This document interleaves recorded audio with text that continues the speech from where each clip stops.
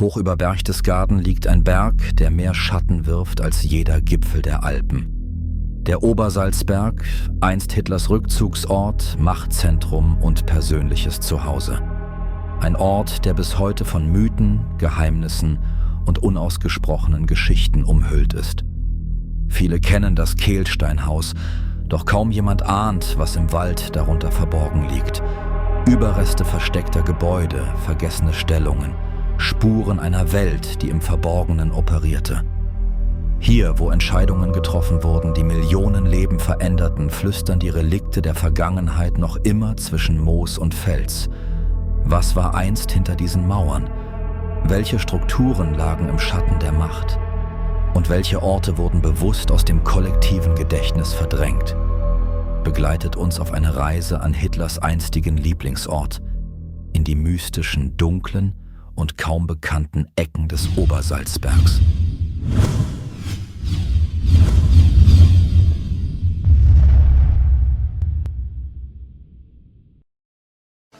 Ja, hallo Freunde und herzlich willkommen zu einem neuen Video auf unserem Kanal. Mein Name ist Christian, Melanie ist auch wieder mit dabei, sie ist die Kamerafrau. Und wie ihr sehen könnt, wir haben hier eine super Aussicht. Vielleicht kann es schon der ein oder andere erraten, wo wir sind. Ja, wir haben hier schöne Gebirgszüge, wir haben ein super Wetter und wir haben Herbst. Und wir sind heute am Kehlsteinhaus oder fast am Kehlsteinhaus. Wir sind jetzt hier noch auf dem Busparkplatz. Wir sind eben gerade die Kehlsteinstraße hochgefahren mit dem Bus. Und ja, wir wollen uns heute hier einmal das ehemalige Refugium von Adolf Hitler und seine Entourage anschauen. Das Kehlsteinhaus, der ein oder andere kennt es ja. Wir werden jetzt im Detail nochmal drauf eingehen, was es genau auf sich hat. Wir freuen uns auf jeden Fall, dass heute super Wetter ist. Und wir werden jetzt hier die nächsten Tage in dem Gebiet Berchtesgaden verbringen und ja, einige Sachen am Obersalzberg erkunden für euch. Also bleibt dran, es geht weiter.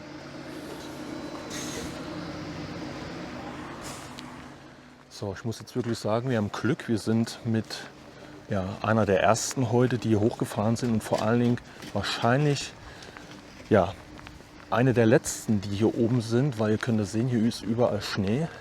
Das heißt, das hat jetzt auch nicht mehr lange offen, beziehungsweise man kann da nicht mehr hier hochfahren, also nur noch selbstständig praktisch hochwandern.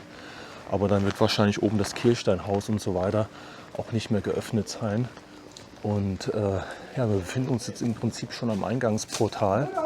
Also es geht jetzt schon hier Richtung Kehlsteinhaus. Also das letzte Stück zum Kehlsteinhaus, was man jetzt hier nach der Kehlsteinstraße errichtet hat, weil man jetzt hier natürlich versuchen musste, den Rest zu überbrücken bis zu dem eigentlichen Kehlsteinhaus hier oben.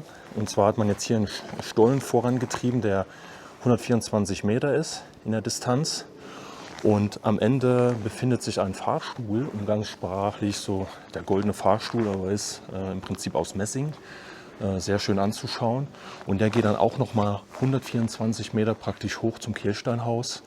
Und das ist mit eins der ursprünglichen Relikte, die bis heute halt noch erhalten sind. Das ist halt relativ selten, dass man sowas aus der Zeit im Prinzip noch sehen kann.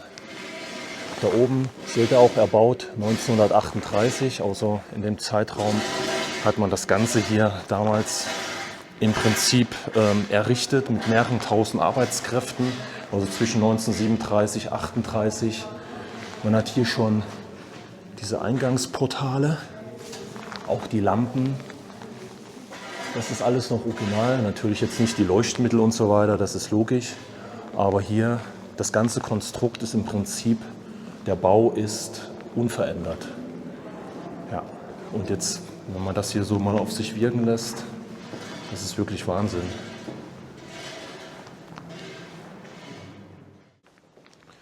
Ja, was man hier im Prinzip auch noch sagen kann, dass dieses Kehlsteinhaus im Prinzip von Martin Bormann, das war ja einer der engsten NSDAP-Funktionäre im Umfeld von Adolf Hitler, also der engere Kreis, der im Prinzip sich das auf die Fahne geschrieben hat, dieses Kehlsteinhaus Hitler zum 50. Geburtstag praktisch zu übergeben.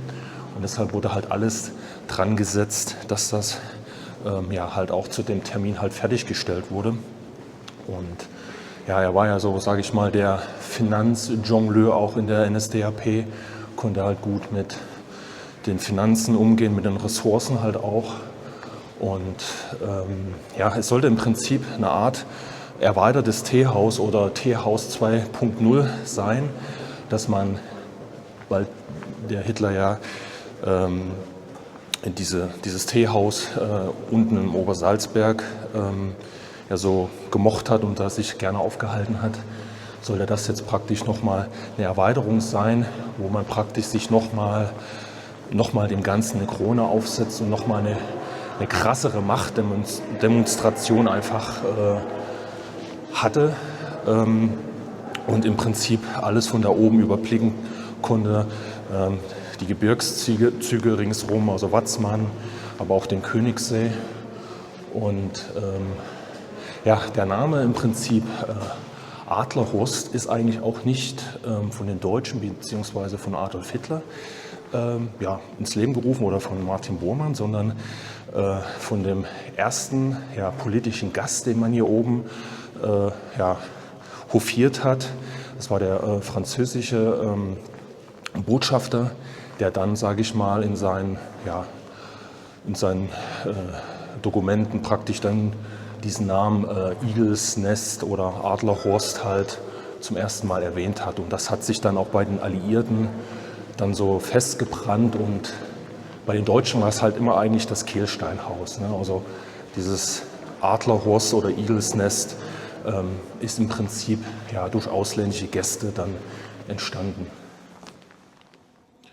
Ja, das ist jetzt immer so ein bisschen ein kleines Spielchen hier, weil man muss immer so ein bisschen die Menschen abwarten, dass man es einmal so ein bisschen für sich selber hat. Wir sind natürlich auch nur Touristen, deshalb ist ja nichts entgegenzusprechen, aber so hat man den Geist und die Geschichte einmal für sich, so ein bisschen, um das auf sich wirken zu lassen, weil natürlich mehr Menschen in dem Moment das Empfinden hier ein bisschen drosseln. Ja, und jetzt will ich euch hier einmal zeigen, das ist im Prinzip der Vorraum, der jetzt hier zu dem, in Anführungsstrichen, goldenen Fahrstuhl führt.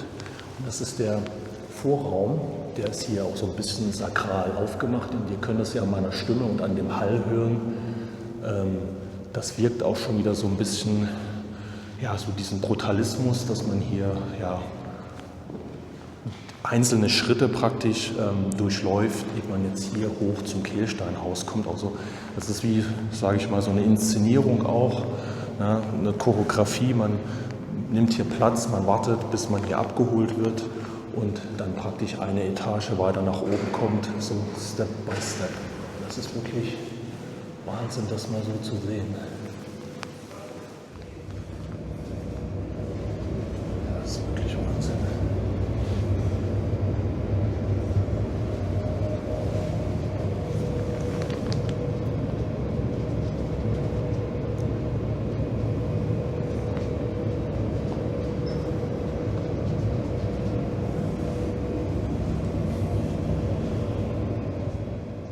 So, ihr könnt jetzt erkennen, hier ist halt überall Schnee. Das macht es natürlich jetzt gerade noch mal besonders atmosphärisch, weil der eine oder andere, der sich ein bisschen, sage ich mal, mit dem Kehlsteinhaus oder Obersalzberg beschäftigt hat, der kennt vielleicht auch viele historische Fotografien, die hier gemacht wurden. Es wurden zum Beispiel viel von Eva Braun fotografiert, weil die sich deutlich öfters hier oben mit ihren Bekleidungen aufgehalten hat, wie der Hitler selbst. Das ist auch sehr interessant, weil das ist so ein bisschen Spekulation alles, dass der Hitler diverse Ängste hatte. Einmal soll er wohl Höhenangst gehabt haben. Auf der anderen Seite hat er wohl auch der Fahrstuhltechnik nicht ganz getraut. Und vor allen Dingen hatte er auch Angst gehabt, dass man hier ganz einfach bombardiert werden konnte und im Prinzip ein leichtes Ziel abgegeben hat. Ob das alles so stimmt, das weiß ich nicht. Also das sind auch widersprüchliche Angaben, wie oft er eigentlich hier oben gewesen ist. Also man sagt irgendwas zwischen 10 und 17 Mal, aber die Quellen geben da unterschiedliche Angaben. Und ja, gut, es ist natürlich jetzt an vielen Stellen etwas modernisiert, das ist logisch, ne? Aber der Bau an sich ist halt komplett ursprünglich, also man hat daran nichts verändert. Und die ganzen Teile, die ganzen Steine, sage ich mal, die wurden ja wirklich nummeriert. Also das war erst irgendwie eine Holzkonstruktion, soweit ich das gelesen habe. Und später, als das dann im Prinzip abgesegnet wurde von Martin Bormann, hat man halt angefangen, ja, diese Steine halt zu setzen. Und die waren halt wirklich alle nummeriert. Also praktisch kann man das sich dann wie bei so einem Puzzle halt vorstellen und dann entsprechend an diese Position halt ja, gesetzt. Ja, aber schaut euch mal diesen Ausblick an und deshalb könnt ihr auch verstehen, was man letztendlich hier oben für ein Gefühl gehabt haben muss. Gerade, sage ich mal, als ja, Gast, sage ich jetzt mal. Man wollte ja natürlich, wie gesagt, diese Erhabenheit und vor allen Dingen auch diesen, ja, dass man einfach eine gewisse Überlegenheit hat. Das wollte man hier den Gästen halt einfach demonstrieren, gerade halt aus dem Ausland, wenn es zu irgendwelchen diplomatischen Verhandlungen oder so gekommen ist, die man zum Teil hier oben auch gemacht hat, dann sollte es genau diesen Effekt halt erfüllen. So, wie ihr sehen könnt, ich habe mir jetzt hier auch schon mal eine Mütze aufgezogen, weil es doch ein bisschen frisch um die Ohren ist. Man muss sich erst mal dran gewöhnen. Und wir sind jetzt hier ein bisschen Richtung Gipfelkreuz hier oben gegangen. Und ihr seht jetzt hier unten das Kirchsteinhaus. Und was jetzt hier nochmal ganz interessant ist, direkt am Weg, wenn man jetzt hier reingeht, ist hier ja, ein Tor zu einem Bunker. Ihr könnt das hier erkennen. Aber ich habe hier keine Angaben, also ich habe auch nichts gelesen, wie groß dieser Bunker hier ist und wie weit er sich jetzt hier erzweigt. Es kann natürlich sein, dass das hier beim Bau mit beachtet wurde, aber ich kenne diesen Grundriss und alles nicht. Ich weiß nur, dass das hier ein Toreingang ist zum Bunker, aber ich habe keine Angaben, wie groß das Ganze hier ist.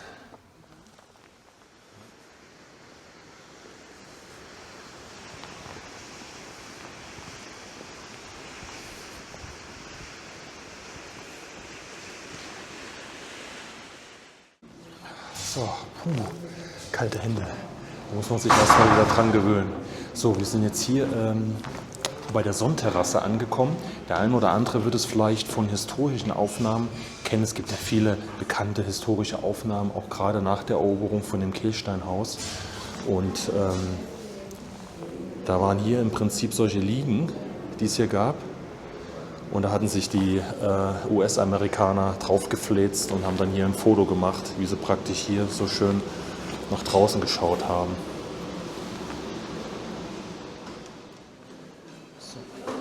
Ja, jetzt befinden wir uns in dem Scharitz-Kehlzimmer, also Scharitz-Stube nannte man das auch. Das ist praktisch das Durchgangszimmer zu der Sonnterrasse. Und das ist alles hier noch original vertefelt, auch die Kerzenhalter sind original, bis auf die Leuchtmittel natürlich. Und was ganz interessant ist, normalerweise hier zwischen diesen zwei Kerzenhaltern, hier in der Mitte, war so ein riesengroßer Wandteppich. Der ist natürlich jetzt abgehangen, das sieht man jetzt nicht mehr.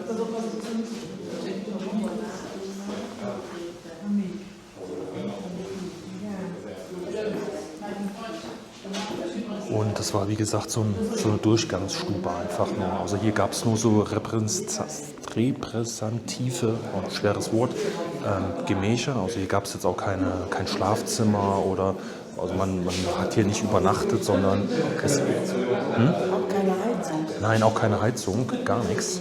Sondern ja, es war wirklich nur hier, um ja, eine Zeit zu genießen und vor allen Dingen diplomatische Empfänge halt abzuhalten, obwohl es in Summe eigentlich auch nicht viele gewesen sind. Ne?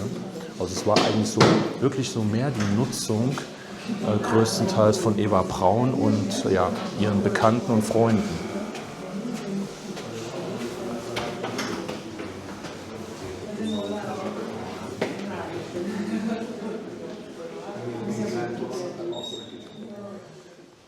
In diesem Bereich, wo heute ein Restaurant untergebracht ist, hier kommen wir, sage ich mal, in die größte Räumlichkeit. Da müssen wir jetzt mal ein bisschen gucken, dass wir da nicht so viele Personen auf die Kamera bekommen. Das wird schwierig. Ja, neben mir ist jetzt der Kamin. Der ist eigentlich ziemlich bekannt. Wird halt immer gesagt, dass angeblich Mussolini praktisch die Steine, diesen roten Marmor dafür gespendet hat. Warum man sagt, angeblich weiß ich nicht. Vielleicht ist es nicht zu verifizieren. Und ja, ihr habt hier diese zwei Reiter, 1938 steht da in der Mitte. Und man das jetzt so ein bisschen erkennt, ja, so erkennt man das ganz gut. Ja, aber das ist mit eins der Prunkstücke jetzt hier, was diesen Raum letztendlich ausmacht. Da oben hat man auch noch mal so ein Gemälde, was jetzt hier so reinpasst. Ja, und der Rest ist im Prinzip auch alles noch weitgehend original. Auch da mit diesen Kerzenhaltern überall. Aber ja, ich werde jetzt hier auf jeden Fall nochmal ein separates Foto einblenden, weil ich jetzt auch nicht die ganzen Menschen jetzt hier drin einfach filmen möchte. Aber das hier ist im Prinzip der große Raum, wo man damals ja, sich zusammengesetzt hat. Hier gab es auch riesige Tische und Stühle. Und hier hat unter anderem Eva Brauns Schwester Margarete Braun geheiratet. Ja, hinter mir geht es jetzt hier praktisch noch zu einer weiteren Räumlichkeit, wo halt auch nochmal Restaurant drin ist. Aber wie gesagt, da möchte ich jetzt auch keinen irgendwie stören beim Essen oder die Menschen da drin filmen. Deshalb lasse ich das. Und dann werden wir euch dann hier lieber nochmal ein paar Fotos dazu einblenden. Vor allen Dingen historische Fotos. Ich glaube, das ist dann auch deutlich besser.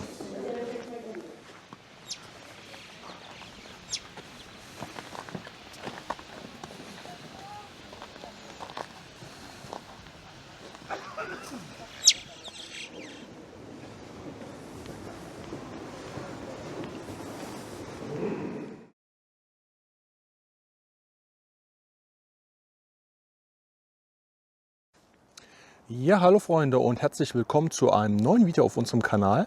Mein Name ist Christian, Melanie ist auch mit dabei.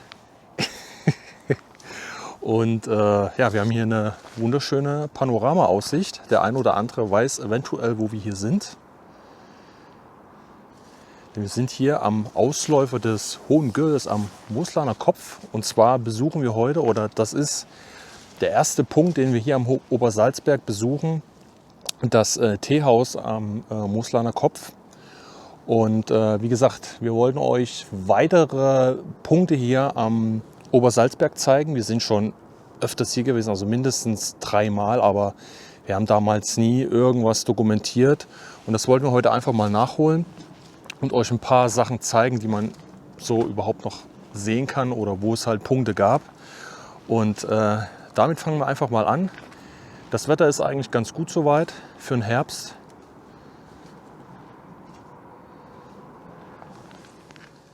So, weg jetzt von der Panorama-Aussicht ist das Teehaus hier.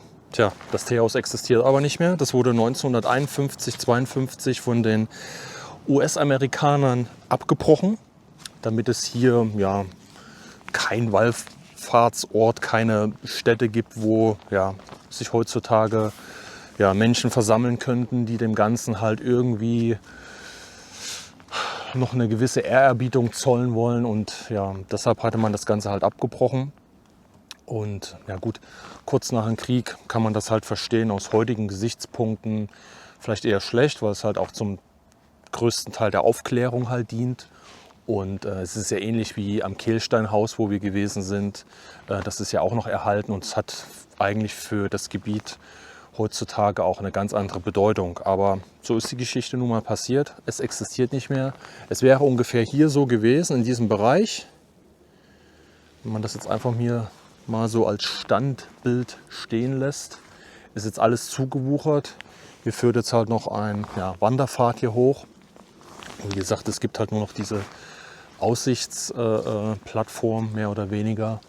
Und ja, das Gebäude war ungefähr oder ist 9 Meter gewesen in der Ausmaße. Und an dem Gebäude gab es halt noch einen Wirtschaftsbereich, auch noch mal mit 12 Metern.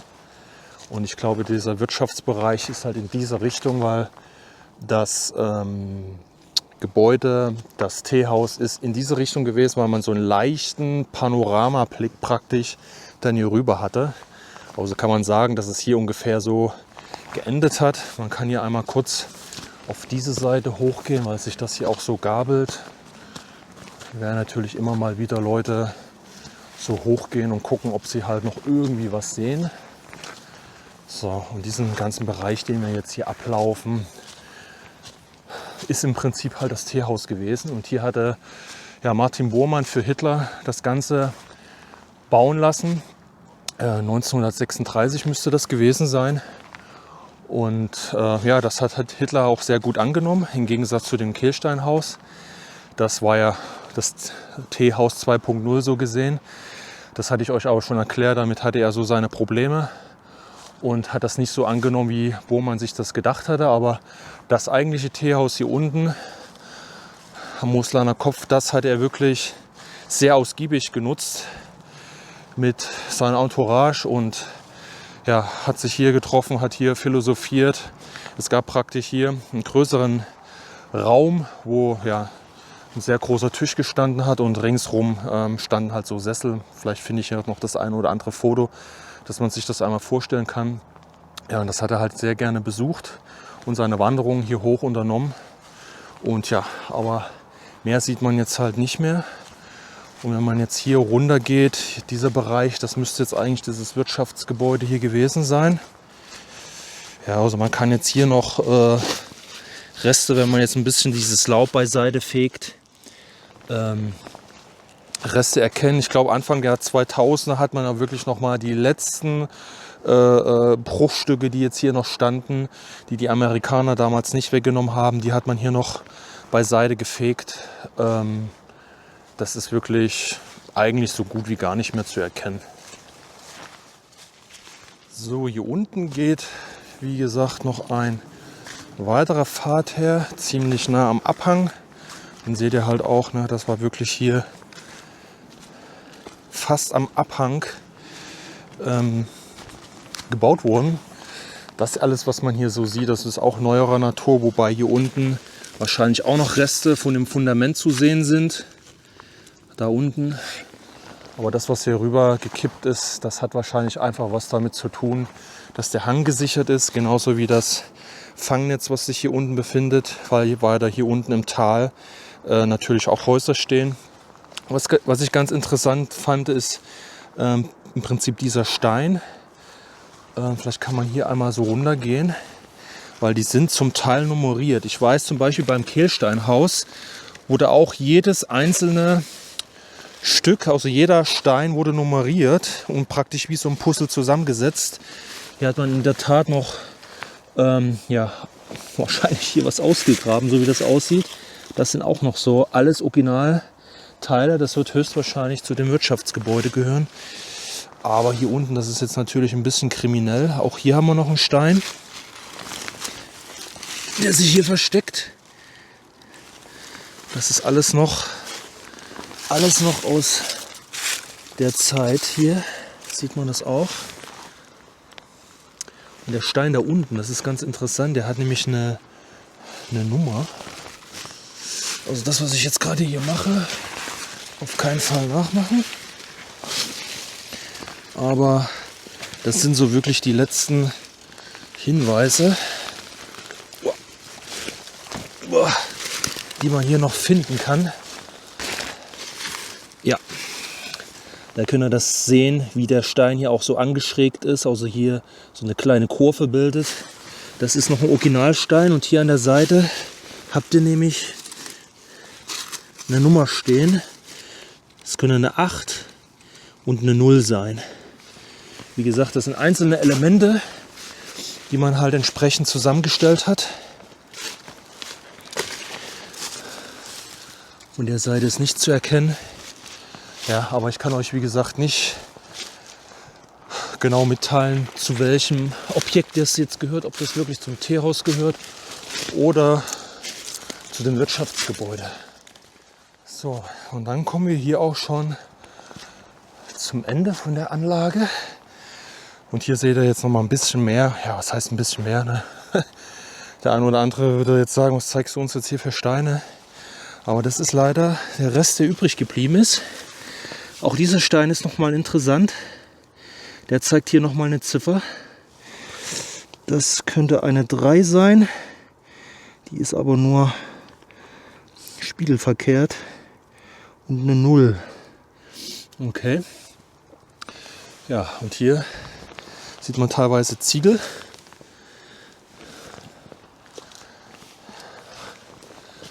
So, oh, da hinten hat sich ein kleiner Salamander versteckt, den lassen wir natürlich in Frieden.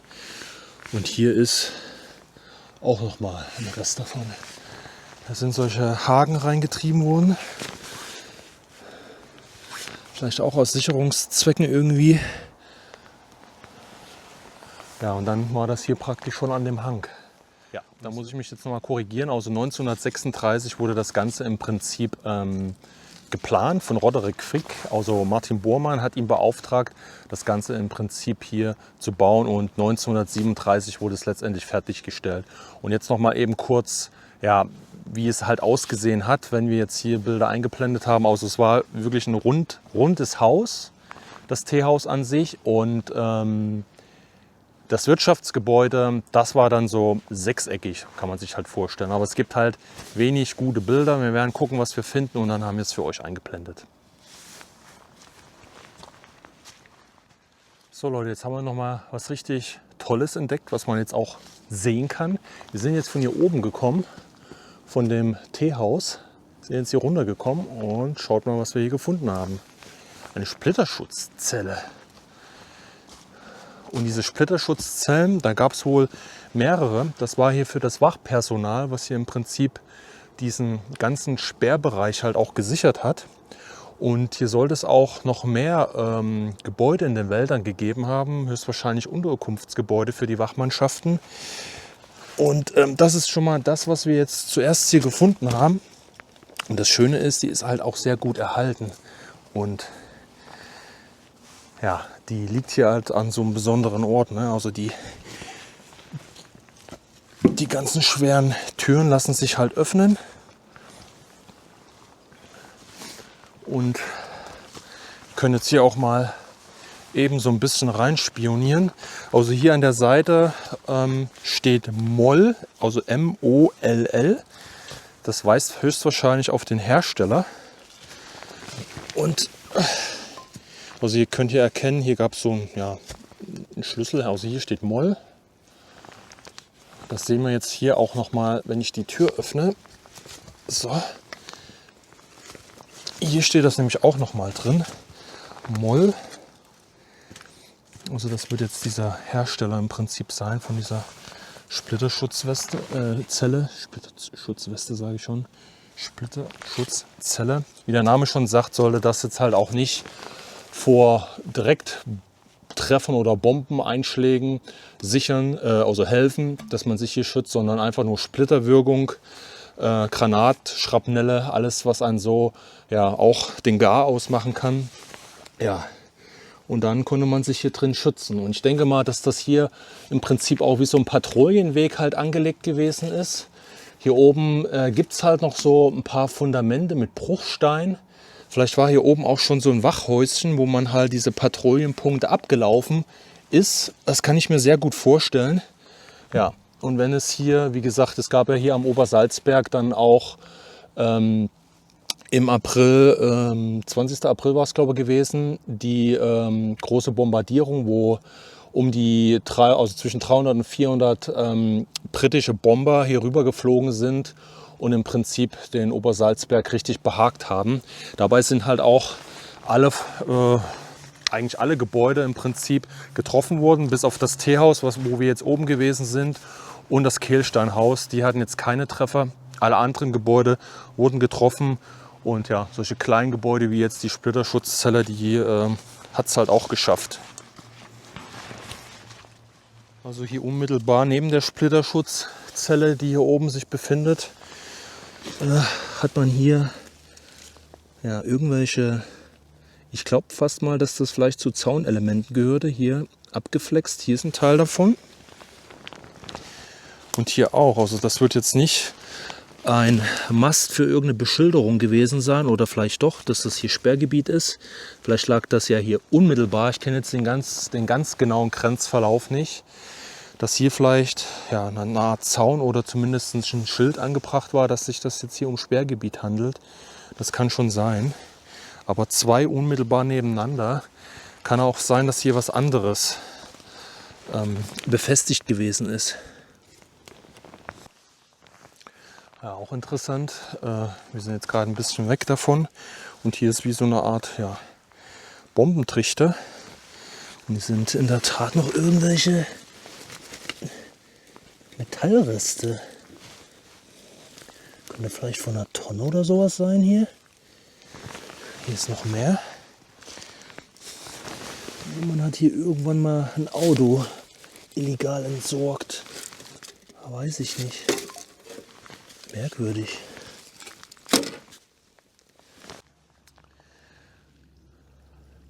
Ja Leute, jetzt dürftet ihr uns nur noch schemenhaft erkennen. Bella, da hinten.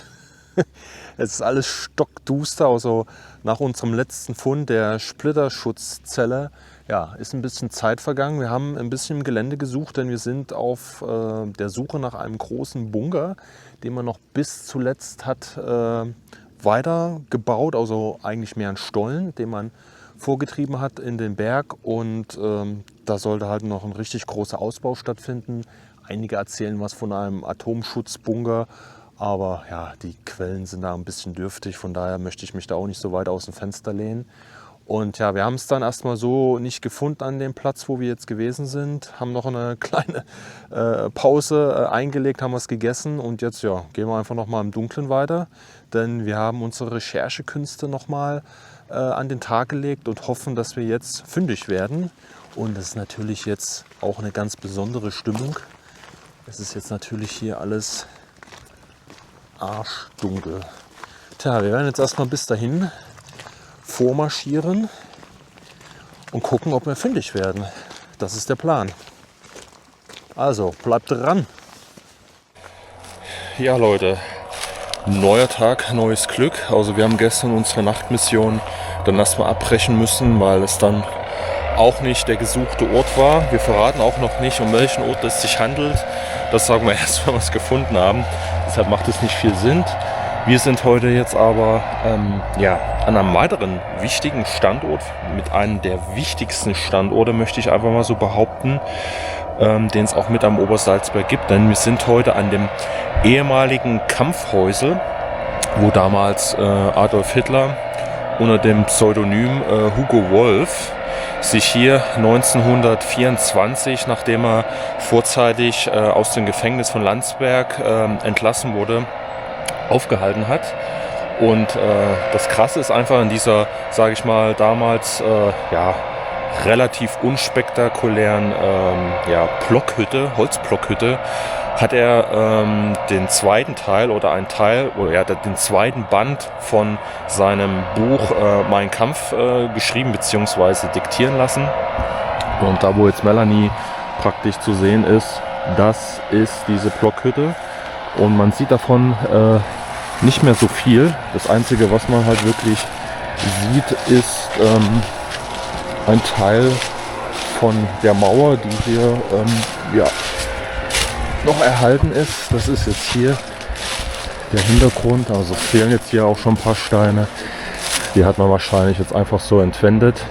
Also das hier ist, sage ich mal, ja, der untere Teil. Also hier oben war ja praktisch die Holzkonstruktion, das eigentliche Blockhaus. Und hier stand das im Prinzip drauf. Und hier fehlen auch schon einige Steine. Also man sieht da nicht mehr so viel. Also das Gelände war damals von der Pension Moritz, wo er auch schon vorher mal eingekehrt ist. Und sich praktisch ja auch hier mit in dieses Gebiet letztendlich auch verliebt hat. Und deshalb hat es ihn dann auch wieder hierher gezogen, wo er dann praktisch in Ruhe, in der Abgeschiedenheit dieses krasse antisemitische Werk halt geschrieben hat.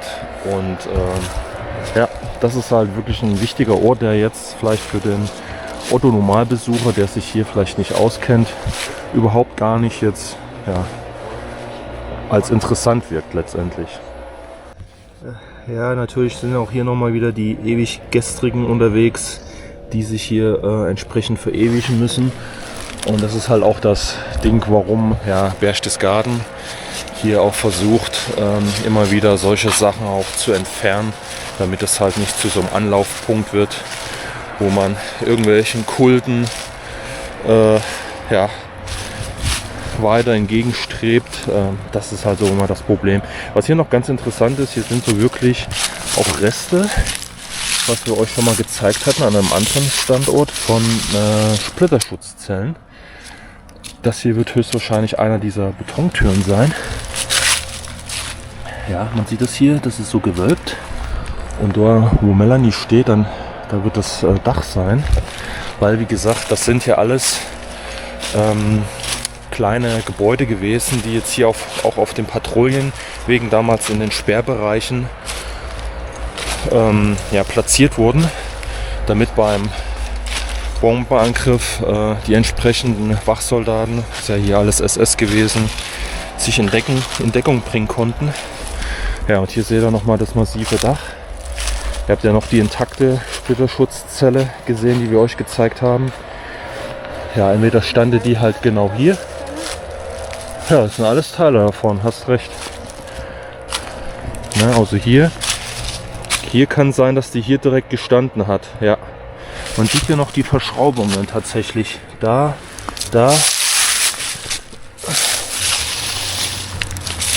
Das ist ein Teil und da wo Melanie ist nochmal, genau, also die hat man jetzt hier an der Stelle gut gesprengt. Das ist hier nochmal ein Teil davon.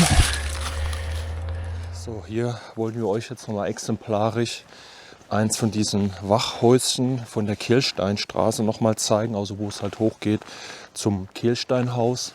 Das ist jetzt hier eines dieser Wachhäuser gewesen, der SS, wo hier ein Kontrollposten eingerichtet wurde, der auch diesen Bereich halt nochmal sichert. Das ist jetzt halt hier irgendwie ein Pumpenhaus, aber im Grunde steht es halt alles noch an dem gleichen Platz.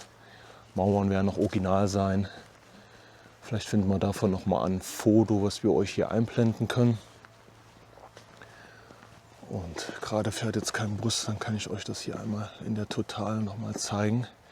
Also wie gesagt, hier geht es jetzt hoch zum Kehlsteinhaus. So Freunde, wir sind jetzt hier am nächsten Standort angekommen. Ihr seht es schon im Hintergrund. Und zwar ist das jetzt hier der Zugang oder Stollenzugang, Bunkerzugang in die, ja, ich weiß nicht, habe ich es zu Anfang mal gesagt, aber hier sind ja insgesamt so, man spricht von 5 bis 6 Kilometern Stollenlänge, Bunkergänge, die unterirdisch hier unter dem Obersalzberg gebaut wurden.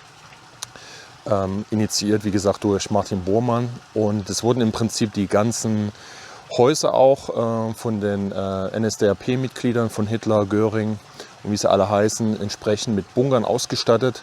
Und Martin Bormann hat dann auch bis auf den Bunker, weil Göring das nicht wollte, also den Göring-Bunker nicht verbunden mit dem Hauptsystem, sondern der war so ein bisschen standalone. Ansonsten sind eigentlich alle anderen Bunker miteinander verbunden, soweit ich weiß, unterirdisch. Und hier sind wir jetzt hier in Hintereck und das ist jetzt hier einer der Zugänge oder Ausgänge von diesem Bunkersystem. Und das kann ich euch hier nochmal zeigen. Ich muss nur mal kurz eben die Taschenlampe aktivieren. So, die könnt ihr schon erkennen, ist natürlich Zutritt verboten, bliblablub. Das wisst ihr ja alles.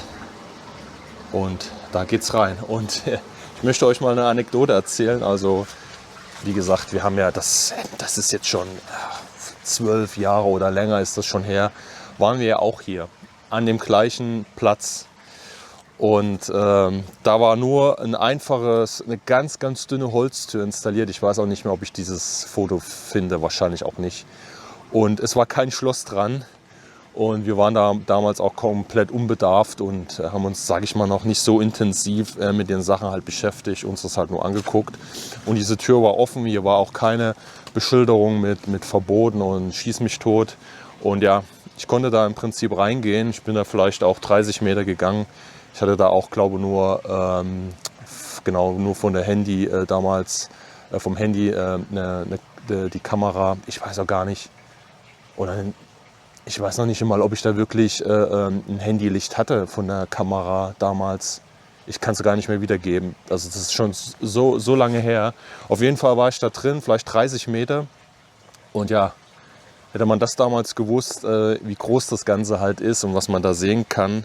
Ja, also ich war damals schon begeistert gewesen, aber die technischen Möglichkeiten, die man dann in dem Moment hatte, waren nicht da. Und ja, heute kommt man hier zumindest gar nicht mehr rein. Aber das wollte ich euch eben nur mal so mitteilen. Tja, schade, aber so ist es halt manchmal, ne? Ja, die könnt ihr auch erkennen hier unten. Das ist hier auch alles, ich glaube, hier asphaltiert. Ja, die Verbindung, denn es geht nämlich hier hoch zum Koksbunker. Auch da sind wir damals gewesen. Also den Kohlebunker, weil man damals hier überall diese Wirtschaftsgebäude und ja, Arbeitsgebäude, wo man ja hier auch noch viele Baumaßnahmen getätigt hat, natürlich mit Kohle befeuern musste. Es gab halt viele Hochöfen auch hier. Und da konnte man im Prinzip, das kann ich euch gleich mal zeigen, reinfahren mit LKWs und praktisch da immer wieder die Kohle rausholen und dann praktisch hier runterfahren und das dann halt an die entsprechenden Standorte verbringen. Und das schauen wir uns mal eben an. Jo, sind wir jetzt hier am Kohlebunker angekommen. Und jetzt wollte ich euch mal eine dieser Räume zeigen, wo die Kohle gebunkert wurde. Sie können das sehen, es wurde hier oben praktisch gebunkert und dann nach hier unten ja, in solche LKWs halt gebracht. Hier müssen aber noch irgendwelche Maschinen gestanden haben. Man kann das hier an diesen Podesten erkennen, weil was hier, das ist die ganz äußere Kammer. Da habe ich gelesen, dass dieser Zugang, der hier hinten ist, der zugemauert ist, ebenfalls in das besagte Bunkersystem führt, was ich euch jetzt zu Anfang gesagt habe. Also hier konnte man rein, deshalb ist auch dieser Bereich hier so abgesperrt oder schon zugemacht worden. Man hat wahrscheinlich versucht, hier oben dann hinten reinzukommen. Also diese Information liegt mir auf jeden Fall vor, dass man dann hierüber auch reingekommen ist. Weil ihr seht es hier auf der anderen Seite, sind diese Bereiche eigentlich zu. Das können wir uns jetzt noch mal angucken. Ja, aber ansonsten gibt es hier eigentlich jetzt nicht mehr zu erzählen. Ja, aber ich glaube, in alle Bereiche konnte man vermutlich nicht fahren, weil hier nehmen ja diese Podeste noch mehr Raum ein. Also hier müssen dann irgendwelche Maschinen gestanden haben. Ich weiß jetzt nicht, ob es noch irgendwo Originalaufnahmen gibt. Höchstwahrscheinlich ja, in irgendwelchen Archiven. Aber ob man die jetzt frei im Internet irgendwo findet, das weiß ich jetzt nicht. Da müsste man nochmal nachforschen. Weil hier waren ja wirklich diverse Aufbauten, das muss man einfach mal so sagen.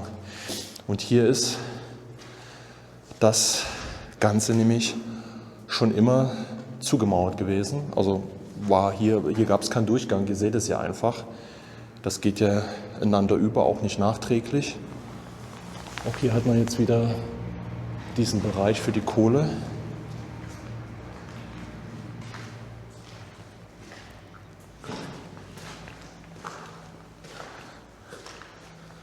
Aber hier muss noch mehr gestanden haben, Leute. Also wer das weiß, was das für Aufbauten waren, der kann mir das bitte gerne mal in die Kommentare schreiben.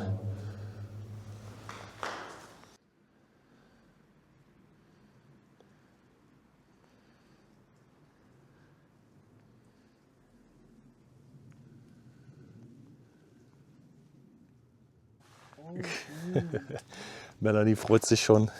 Wir stehen hier gerade vor einem dieser Bunker und zwar gegenüber, also Zugängen von dem Hotel Türken, wo dieser Reichssicherheitsdienst dann eingekehrt ist, nachdem Bormann den Besitzer von dem Hotel praktisch dazu genötigt hat, das zu veräußern, auch nur für einen ganz schmalen Taler. Also der hat da richtig Druck gemacht, weil man hier praktisch auch auf das Anwesen von Hitler dann praktisch schauen konnte und das war halt nicht gut aus Sicherheitsgründen und das war ganz radikal da.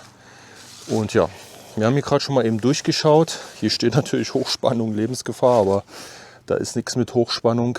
Und zwar ist das einer der Zugänge in das Bunkersystem. Wir haben da oben gleich gerade reingelinst. Ich weiß nicht, ob das funktioniert. Ich halte euch mal dran.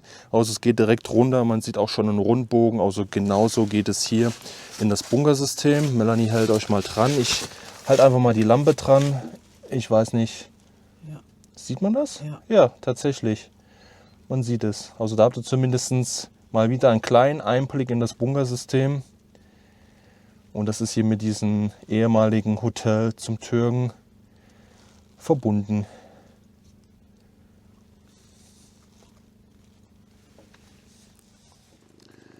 Ja, hier sieht man auch noch mal so ein Wachhäuschen hier in diesem Bereich. Und ja, der Reichssicherheitsdienst hatte hier im Prinzip ja, unterirdisch halt auch Gefängnisse. Und es sollte auch hier eine Schießbahn geben. Also wäre das halt wirklich sehr interessant. Ich hatte jetzt eben einmal da an der Seite reingeschaut, wie das früher ausgesehen hat. Da war halt so ein Rondell, wo man durchgehen konnte. Man durfte damals natürlich auch nicht filmen, ist ja klar, macht ja sonst da keinen Sinn. Und es hat 5 € gekostet, das Ganze. Ne? Und wenn man das heute noch mal machen würde, klar, man will jetzt die Menschen zu der Dokumentation Obersalzberg locken. Da kann man sich ja auch einen großen Teil von dem Bunkersystem anschauen. Das haben wir auch gemacht. Ja, aber könnte man halt hier auch weitermachen. Aber naja, so ist das halt. Vielleicht wird es ja irgendwann nochmal sich ändern. Wäre auf jeden Fall interessant. Ja, dann kommen wir auch schon zur nächsten historischen Stelle hier am Obersalzberg. Und zwar ist hier gestanden das ehemalige Häuschen, ja Häuschen nicht, aber das ehemalige Haus, die Unterkunft von Martin Bormann, der war ja der Erste, sage ich mal, der nach Hitler hier praktisch die Nähe zum Führer suchte und wie gesagt dann im späteren Verlauf sowieso das komplette Zepter hier am Obersalzberg an sich gerissen hat und im Prinzip die ganzen Baumaßnahmen initiiert hat. Ich meine, er wurde ja auch direkt von Hitler dazu befähigt oder auserkoren, das Ganze zu machen, weil wie gesagt Martin Bormann in der Partei selbst auch schon die Finanzen zum größten Teil mit koordiniert hatte. Und ja, wir haben hier einmal, wenn man das jetzt hier noch sieht, Reste höchstwahrscheinlich von dem Dach hier. Das kann man noch ganz gut erkennen.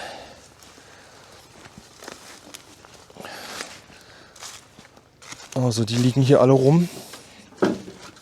Sehr viel. Da hinten geht es weiter. Also das ist alles hier so Metall oder in irgendeiner Art und Weise eine Verkleidung dazu. Aber da oben ist es noch mal ein bisschen spannender, weil da sieht man halt wirklich auch noch die Grundrisse von dem Haus. Uiuiui. Meine Güte, da liegt auch schon wieder so viel Zeug rum. Und zwar hier drin. Also wer jetzt hier nur unbedarft vorbeiläuft, wird das hier auch gar nicht so wirklich zur Kenntnis nehmen, obwohl es jetzt nur ein Bruchteil weg ist vom Wanderweg. Also wir sehen jetzt hier mal eine Fläche, wir gehen mal hier mal durch, was wir jetzt hier so an Relikten finden. Wir haben hier wieder ein Metallteil, was hier aus dem Boden kommt. Da hängt noch ein bisschen mehr dran. Ja, hier sieht man jetzt einen Teil auch schon von einem Haus. Hier gehen diverse Rohre raus. Also man sieht immer noch Relikte, das ist wirklich spannend hier. Schellen, Verbindungsstücke. Also hier sind noch einige Relikte, Melanie. Schaut mal hier. Oh, ein riesiges Gitter noch.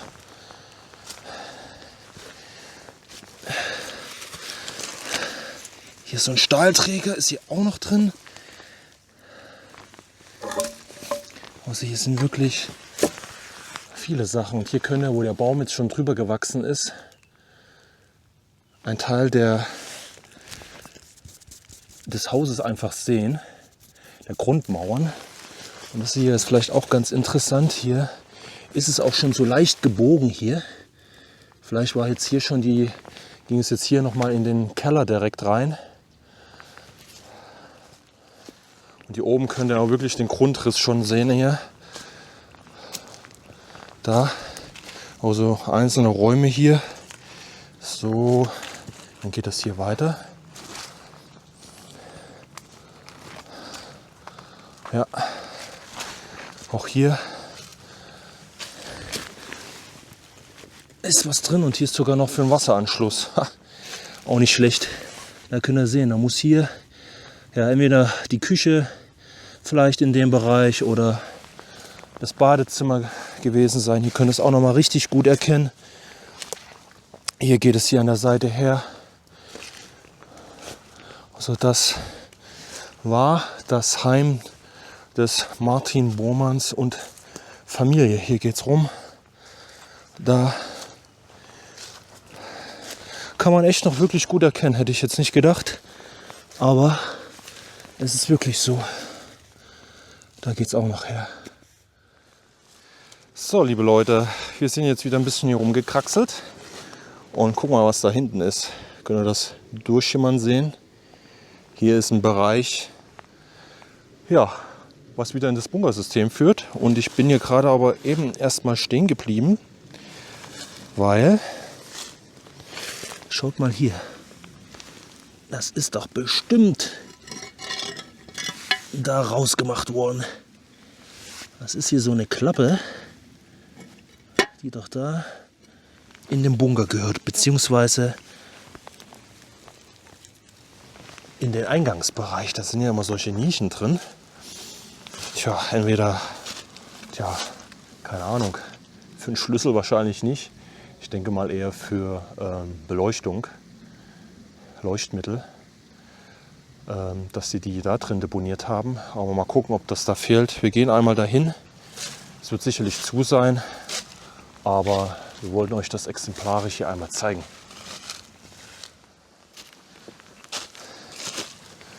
So Leute, jetzt bin ich auch gleich da. Ihr könnt hier erkennen, was hier passiert. Das Ganze wird hier eigentlich mehr oder weniger als Wasserlösstollen verwendet. Boah, meine Güte.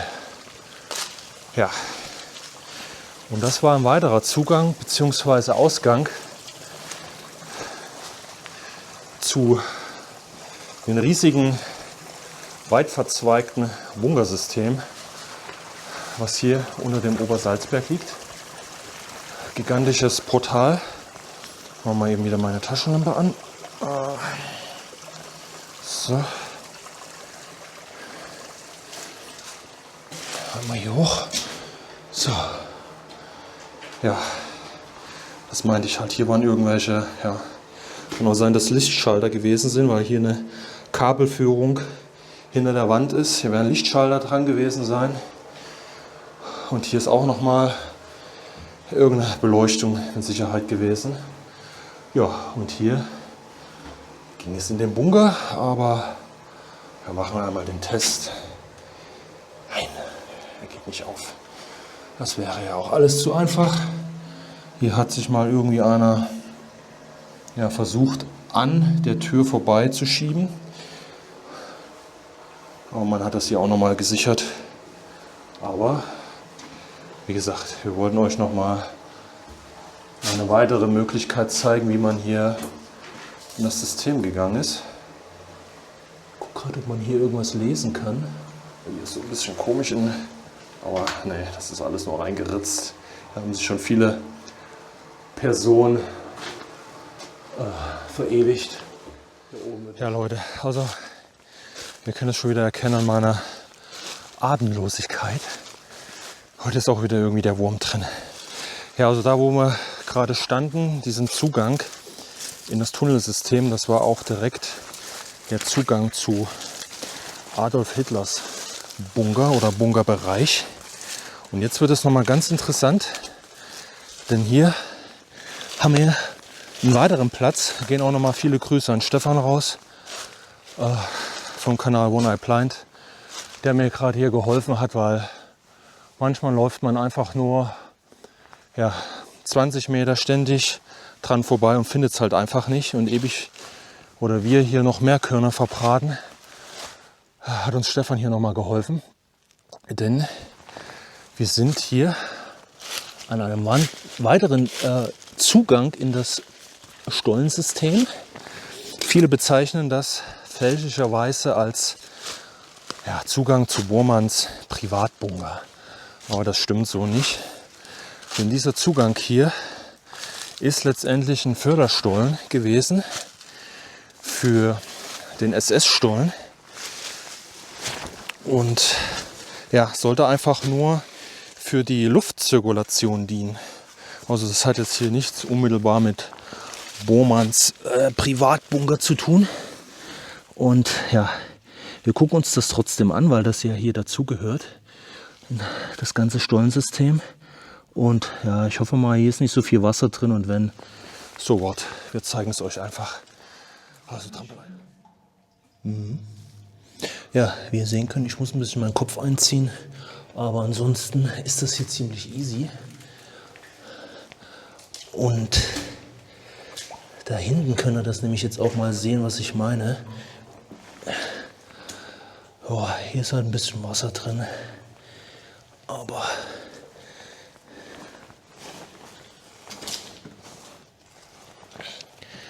gucken wir mal, ob wir das so irgendwie hinkriegen oder ob ich hier abstürze.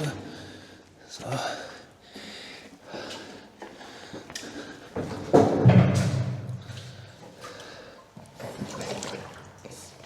Ich glaube, so oder so kriege ich jetzt nasse Füße, aber Gummistiefel, die haben wir heute mal nicht mit.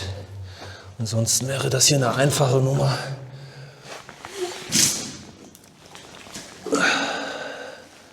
So, und das war es eigentlich im Großen und Ganzen schon mit dem Wasser. Ja, wie gesagt, ihr seht nämlich hier an der Seite diese gebogenen Metallelemente, diese Haken. Und da wäre normalerweise ein richtig, richtig großes Belüftungsrohr dran gewesen. Ich muss mich ein bisschen langhangeln, Leute. Okay, Mella wartet eben kurz. Wie gesagt, es geht hier auch nicht weit rein. Und ja, das ist halt der Förderstollen, der für die Frischluft mitgedacht ist. Und hier können wir auch noch mal weitergehen. Also hier wird noch was oben drauf gewesen sein. Hier unten ist für das Wasser, was hier auch durchgeflossen ist, logischerweise. Und hier hinten ist das Ganze wahrscheinlich schon verschüttet. Oh, kann ich den Balken hier trauen?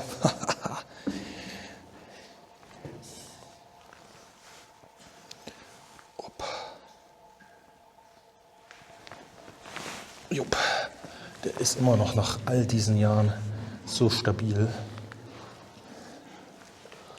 So. Und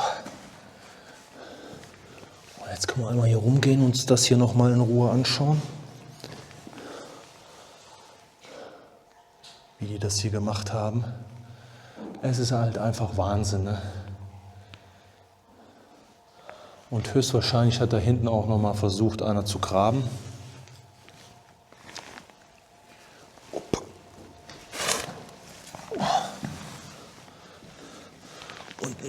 Autositz hat sie auch reingeschafft. Der ist auch schon ein bisschen älter.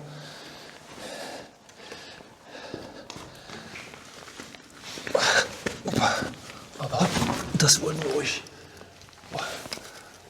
Das wollten wir euch unbedingt hier nochmal zeigen. So, jetzt bin ich hier hinten an der weitesten Stelle, wie man jetzt hier reinkommt letztendlich.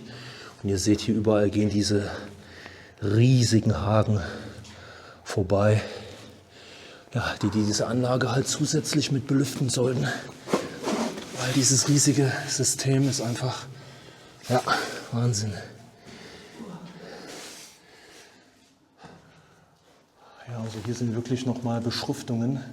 Man sieht es ja hier, 1,80 und so ein paar kleine Striche 100 Strich nach unten, 50, hier 0,50 Strich nach unten. Also dass sich wirklich die Arbeiter hier Notizen gemacht haben, vermutlich für die nächste Truppe, die hier weitergemacht hat, weil die ja wirklich ununterbrochen gearbeitet haben im Schichtsystem. Und auch hier oben haben wir noch Bohrungen, beziehungsweise hier konnte man was festziehen. Das ist auch alles ab. Aber man ist hier schon sehr weit trotzdem gewesen. Und man muss auch wirklich sagen, dass diese Qualität hier des Betons nochmal um einiges besser ist. Auch die Belegschaft, die Arbeiter, die hier gewesen sind, das waren ja zu Anfang auch alles Österreicher, Italiener, auch Deutsche, die auch sehr gut bezahlt wurden. Das hat dann später abgebaut. Dann wurden auch Tschechen beschäftigt und auch andere Nationalitäten, sage ich jetzt mal. Und dann nahm das aber auch schon ab mit, da wurde das nicht mehr so sehr gut vergütet. Aber trotzdem hat man hier wirklich eine sehr gute Qualität auch des Betons, weil man ja auch wollte, dass unterirdisch hier im Ernstfall das Reich weiter befehligt werden konnte. Ne? Auch wenn die Luftoberhoheit schon so krass war von den Alliierten, hatte man sich das hier alles so gebaut. Es gab auch wie Kommunikationsanlagen, richtig fortschrittliche hier unten. Also das hätte wirklich komplett autark funktionieren können. Nahrungsmittel waren hier richtig deponiert. Das wurde ja auch alles nach dem Krieg von der örtlichen Bevölkerung und von den Alliierten geräubert. Da hat man alles, was nicht nied- und nagelfest ist, hier rausgeholt. Und das NS-Regime hat sich hier unten praktisch eine zweite Welt aufgebaut, kann man so sagen. Ja Leute, ich scheine jetzt auf der richtigen Spur zu sein zu den ominösen Stollen. Schaut mal, was ich hier gefunden habe. Mal wieder ein Relikt. Schaut mal Leute, es ist ein Blech. Das hat man meistens vor die Belüftungsrohre fixiert. Und ich habe hier irgendwas aufblitzen sehen da oben. Ich weiß nicht, ob ihr es erkennen könnt. Hier blitzt irgendwas, es sieht aus wie ein Spiegel. Also ich habe Melanie erstmal an einer Stelle gelassen. Ich habe hier noch andere Relikte gesehen. Ich glaube, da oben ist ein Zugang, aber der sieht nicht so aus wie der Stollen. Boah, ich muss jetzt da hoch. Das ist jetzt übel, das ist mega steil, Leute, hier. Guckt euch das an. Das sieht auf der Kamera nicht so aus, also so sieht es aus. Auf der Kamera sieht es nie so aus. Oh ja, Leute, ich glaube, jetzt kommt in die richtige Richtung. Da ist ein Fundament. Da höchstwahrscheinlich für eine Seilbahn. Wo man hier Gestein nach unten befördert hat. Und da oben hängt dieser komische Spiegel. Oh, Junge. Also, Leute, ich bin komplett außer Atem. Wer immer diesen Spiegel hier aufgehangen hat, vielen Dank. Weil das hätte ich von da unten sonst niemals gefunden. Durchatmen, Christian, durchatmen. Wir elenden Flachland-Tiroler. Das hier ist die Sprengstoffkammer der Anlage. Und rein theoretisch müsste die Hauptanlage hier kommen. Also ich war schon wieder viel zu tief. Das ist wirklich Wahnsinn. Heureka! Ja, das sagt man wahrscheinlich, wenn man was erfunden hat. Aber ich habe was gefunden. Oh. Da, Leute. Das ist der ominöse Stollen. Oh. Ja, wie gesagt, dieser Stollen, das ist der Obertalstollen. Und das ist einer der wenigen Stollensysteme, die so bekannt sind, die auch offen sind. Ansonsten, sage ich mal, ist ja größtenteils, also das, was zumindest bekannt ist, jedermann bekannt. Es gibt bestimmt noch weitere Zugänge irgendwo, aber das wären sicherlich richtig eingefleischte Anwohner und ja, Leute, die einfach aus der Gegend kommen, auch wissen. Aber ja, es ist kein mega gigantisches Geheimnis, wie es ab und an dargestellt wird. Und ja, wir gehen jetzt auf jeden Fall erstmal hier rein. Wir haben jetzt hier, wenn man hier einmal rumgeht um die Seite, das habe ich euch ja gerade eben zu Anfang gezeigt, da ist auch noch die Sprengstoffkammer und ein Podest der Seilbahn zu sehen. Und ja, man hat, weil sich hier einige auch gefragt haben, wie ist man denn hier so hingekommen, um den ganzen Abraum, den man hier rausgeholt hat, wegzutransportieren. Da ist man natürlich jetzt nicht mit LKWs hingekommen und hat irgendwie diese Sachen weggebracht. Also die Wegführung hierhin, die ist schon sehr eng. Also man hat hier mit Schmalspurbahnen, also kleinen Loren gearbeitet und der größte Teil von dem Abraum, den hat man halt mit der Seilbahn dann nach unten verbracht. Und ja, man sollte hier einen kompletten Durchbruch erzeugen bis zu der Kaserne im Zentrum vom Obersalzberg, also bei der SS-Kaserne. Und dieser große Ausbau hier, das ist eigentlich, oder wie gesagt, dem geschuldet. Das sollte halt noch stärker verbreitert werden und noch höher, dass man hier auch wirklich mit Fahrzeugen hätte reinfahren können. Und wie gesagt, man wollte hier entsprechend den Vorpark unterbringen. Ja, also wir haben jetzt hier eine Viersten, also eine Höhe bis zur Vierste, ich würde jetzt mal so sagen 3,5 Meter, maximal 4. Und ja, an der Seite wird hier auch schon Hölzer angebracht worden sein, wo man dann vermutlich entweder zur Belüftung was installiert hat oder erstmal provisorisch, weil es ist ja auch ein provisorischer Ausbau, der Vortrieb hier in den Berg für die Elektrik, also eine elektrische Leitung gezogen, damit man hier auch Beleuchtung hat. Also hier wird auch ein Generator und so weiter gestanden haben. Hier oben seht ihr sogar noch ein Bohrgestänge, was man drin gelassen hat. Und hier gibt es schon die ersten lustigen Hinweise, sage ich jetzt mal. Lustig in dem Sinne, weil man hat hier zu Corona-Zeiten, da werden wir auch gleich noch mal ein paar Reste sehen, ja, so eine Rave-Party hier drin gemacht, die dann auch irgendwann aufgelöst wurde. Ich glaube, mehrfach hat man hier Partys veranstaltet, weil es ja halt auch ab vom Schuss ist. Und die ersten Überbleibsel, die sieht man im Prinzip hier. Hier haben sie sich praktisch in dieser Nische, wo halt auch entsprechend ein Aggregat oder ein Generator oder irgendwas in der Richtung gestanden hat. Da haben sie sich hier im Prinzip Sachen reingebaut und haben dann hier ihre Party gemacht. Ne? Also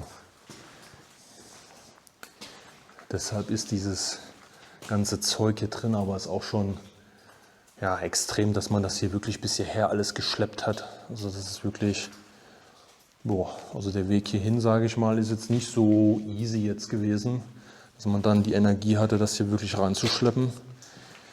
Nicht schlecht. Ja, hier habt ihr eigentlich im Prinzip mehr zu sehen durch die hier letztendlich die Party gemacht haben. Hier haben Synchronleuchter aufgehangen, weil in der Anlage selbst ist halt nicht viel zu sehen. Es ist ja nur, wie gesagt, der einfache Vortrieb gewesen. Hier unten die ganzen Rillen, üblicherweise für die Lorenbahn, für die Schmalspurbahn oder eine einfache Strecke hier reingelegt.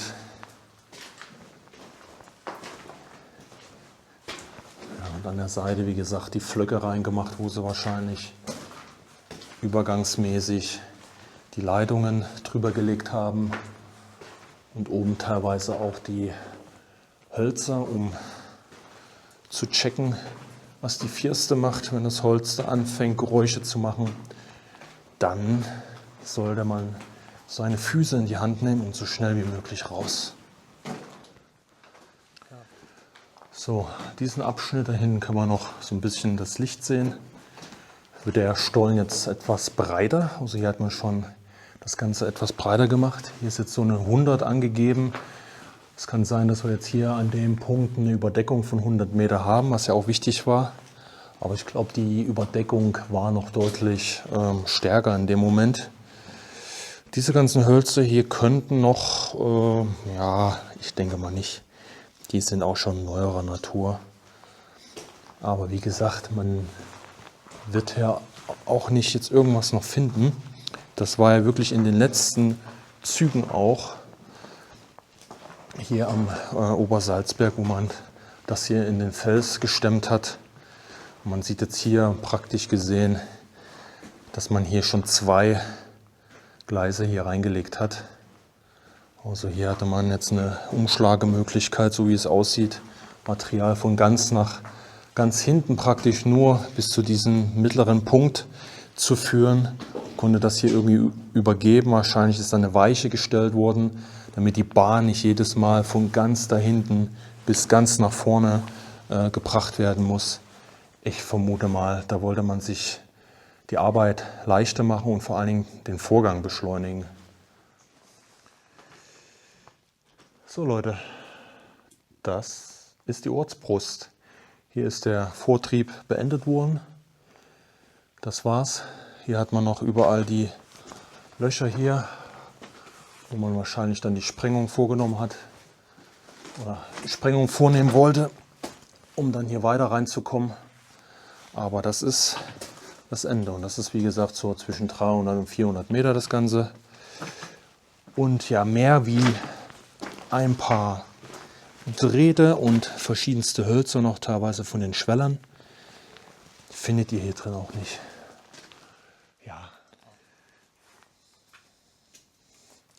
So, jetzt sind wir im Prinzip hier wieder am Ausgang und ja, also man muss trotzdem wirklich sagen, es hat hier Partys gegeben, das stimmt, aber wir haben bis auf diese Aufbauten, die ja mehr oder weniger aus Holz bestehen und ja, diesen Kronleuchter, eigentlich keinerlei Flaschen gefunden oder sonstigen Plastikmüll und auch keine Graffitis. Also man muss schon wirklich sagen, dass die Jugendlichen hier in der Gegend dann immer noch mehr Respekt vor diesen Anlagen haben, wie es an manchen anderen Orten halt ist. Das muss man auch schon sagen. Ich hätte mir jetzt gedacht, okay, hier wurde eine Party gemacht, hier ist alles voll geschmiert, aber ja, ihr habt es ja gerade gesehen. Das muss man trotz alledem einfach mal erwähnen. Und ich meine, jeder war mal jung und nicht jeder hat das hier alles auf dem Schirm, was hier passiert ist. Und was die Jugendlichen dann hier mit ihrer Party gemacht haben, fand ich trotzdem alles noch im Rahmen. Also muss man einfach mal sagen. So, dann möchte ich mit euch nochmal abschließend eben zu der Sprengstoffkammer gehen. Dann haben wir das hier einmal komplett.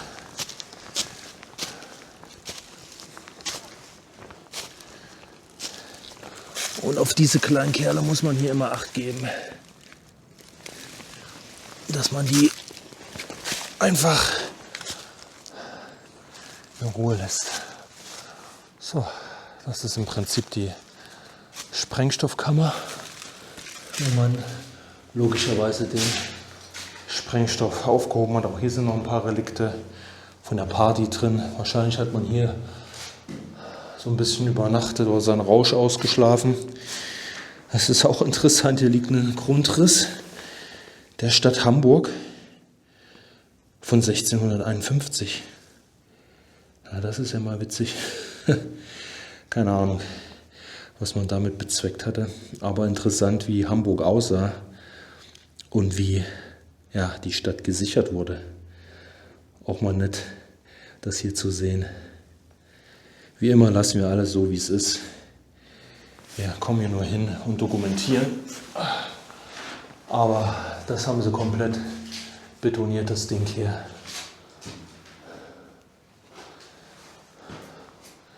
Ja, und dann würde ich schon fast sagen, wir sind jetzt am Ende des Videos.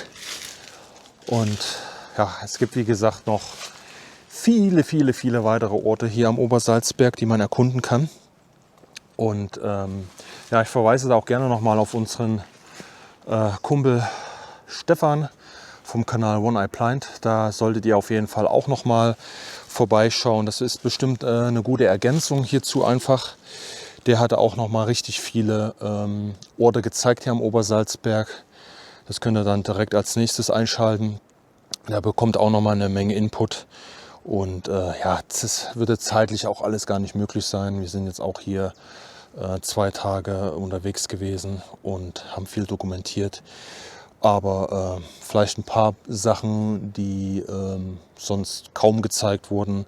Wie gesagt, viele dieser Sachen, die sind halt auch nicht unbekannt. Ne? Auch dieser Obertalstollen ist nicht unbekannt. Die ganzen Menschen hier in der Umgebung kennen das halt alles auch schon. Ne? Das ist halt für Auswärtige interessant. Und klar, hier kommen nicht allzu viele Menschen hin, aber das ist jetzt kein mega Geheimnis. Ne? Auch die anderen Sachen, die wir gezeigt haben. Nur, ich sag mal so, wir haben so ein bisschen das Glück oder die Fähigkeiten, das halt in Videoform zu dokumentieren. Das gab es früher alles nicht. Ne? Früher sind die Leute nach dem Krieg, auch speziell die Kinder, da schon durch die ganzen Bunkeranlagen gesaust und die Amerikaner sind bis in die 90er da ein- und ausgegangen. Also das ist alles, hier gibt es, sage ich mal, mit Sicherheit noch ein paar separate Zugänge in die Anlage, also in das ganze Tunnelsystem. Aber ich glaube nicht, dass man jetzt hier mit einer Erwartungshaltung hingehen kann und dann hier noch irgendwie das große Geheimnis findet. Das auf keinen Fall. Aber es ist halt spannend, es ist Geschichte. Und es zeigt diesen Wahnsinn eigentlich, den man auch hier veranstaltet hat. Ich meine, für Hitler war es halt das Dritte Reich. Das Erste Reich war Karl der Große. Das war ja auch so, sage ich mal, so sein großes Denken im Unterberg. Karl der Große, der da noch immer hängt mit seiner Armee und wartet nur darauf, bis er gerufen wird, um, ja, keine Ahnung, Eroberungszüge wieder zu initiieren. Das war so ein bisschen, wo sich Hitler auch drin gesehen hat und verliebt hat in diese Geschichte und halt in diese Landschaft. Und das hat er sich selber halt auch ausgemalt, ne? Diesen ganzen Prozess. Ja, und das Zweite Große Reich war ja im Prinzip unter Bismarck. Und er wollte halt mit dem Dritten Reich anknüpfen und das sollte halt dann gelingen in seinen Augen. Ne? Aber ja, wie immer haben unzählige Menschen darunter gelitten, auch hier im Obersalzberg sind ja Tausende von Arbeitern, auch wenn sie zu Anfang gut entlohnt wurden, ist es hinten raus dann auch immer brutaler gewesen, weil es gab ja keine Arbeitssicherheit und auch beim Bau sind einige Menschen hier gestorben, weil die Unfallgefahr einfach so groß war. Und unter Martin Bormann, der auch einen sehr, sehr schlechten Charakter hatte, er hat auch skrupellos ist er dagegen vorgegangen, wenn die Menschen, sage ich mal, in dem Umfeld nicht so gearbeitet und gewirkt haben, wie er sich das vorstellt, weil er ja, sage ich mal, immer gut bei Hitler dastehen wollte und als der Macher sich praktisch präsentiert hat und ihm dann halt auch die Sachen dann präsentieren wollte, wenn sie dann fertig gewesen sind. So, viel geschnackt und wir freuen uns auf jeden Fall über einen Daumen. Ein Abo ist gerne gesehen, das sage ich halt immer. Ich müsste es auch mal zwischendurch sagen. Und ja, die Glocke aktivieren, dann verpasst ihr auch kein Video hier auf dem Kanal. Und wir würden uns natürlich auch über Kommentare freuen. Und dann würde ich sagen, schaltet einfach das nächste Video ein. Macht's gut. Tschüss.